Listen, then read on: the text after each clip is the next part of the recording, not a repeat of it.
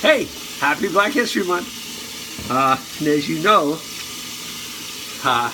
Black History Month is February, the shortest month of the year. So enjoy it while you can, right? Oh, thank God, if I hear one more story about George Washington Carver, I'm going to fucking kill myself, right? Seriously. Death by peanut butter, right? Oh my God. However, here's your Black History moment, okay? As you know, my mother lived with a black man for 30 years until she passed away. But in central Pennsylvania, remember central Pennsylvania, Philadelphia's over here, Pittsburgh's over here, in between, Alabama or Kentucky. So, basically I was raised in an interracial family in the center of Alabama, surrounded by racism and hatred and prejudice and blah, blah, blah, blah, blah, but we did okay in spite of it, because we were raised not to be victims. So anyway, here's our Black History Month. The man who lived with my mother and had children and raised us, his name was William Caldwell, and his father was George Caldwell, and his mother was Earl Caldwell, and they were, I think, first generation free slaves who moved to central Pennsylvania from North Carolina, and they owned and built their own home. They were solid pillars of the community, black or white. They were solid pillars of the community, and they raised 3 good boys who were all good athletes and played at Clearfield High School. And they were William, of course, who raised me and lived with my mother. And then he had a brother, Nate. Nate moved to Homewood and was killed by Junkie. And then the youngest, Earl.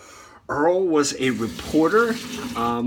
Earl became, and this is a guy I can't believe we don't know more about. Earl was our Uncle Nate, Uncle Earl. Earl started out, I think, delivering the newspaper in Clearfield. And then he started writing copy and then became an editor. And then he ended up going to college, and then he ended up the New York Times. And I believe he was the first black editor of the New York Times. Think about that. Black kid from central Pennsylvania. All right? Okay. So when I hear people whining, oh, there's no opportunity. Shut up. There's a gazillion opportunities. Black kid in the 1960s can grow up to be editor of the New York Times. Shut up. Anyway, he was actually... and if you want to know more, you can even go into Ebony magazine and look up. There was a story called Black Love. Apparently, it's different than White Love. I'm not sure what that means. But maybe it has more hypertension. I'm not sure. But there was an article called Black Love, and it featured my mother was even in a picture of it as William's friend.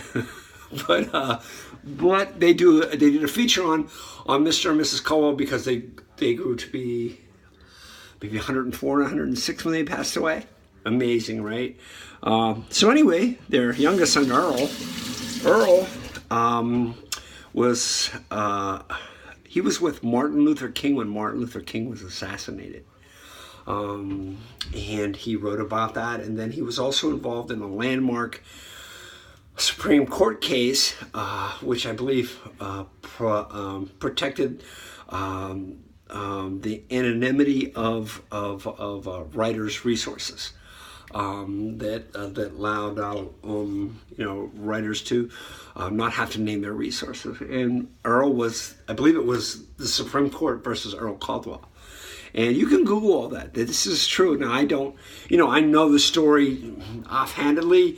I mean, I researched it years ago and my memory's gone. But, if this is something you're interested in, you're 13 or 14 years old, you have a 13 or 14-year-old son, and they're obligated to write, something for Black History Month, whether it's Harriet Tubman or George Washington Carver. Fuck that. Have them write about Uncle Earl. How amazing is that, huh? Right? So, all right, well, That's Black History Month. Enjoy it while you can. Peace. B-60. And look up your roots. Know your family. Know who you are.